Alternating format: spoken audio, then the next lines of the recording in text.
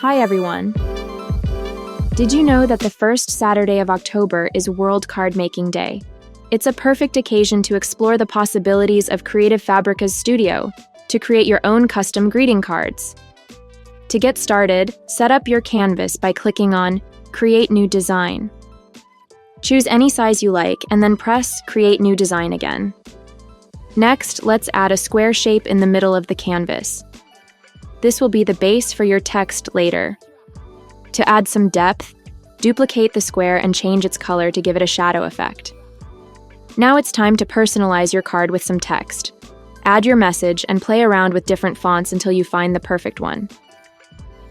Let's make your card even more special by adding some graphics.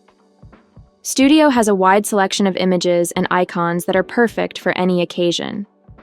For this card, I'm going with a floral scene.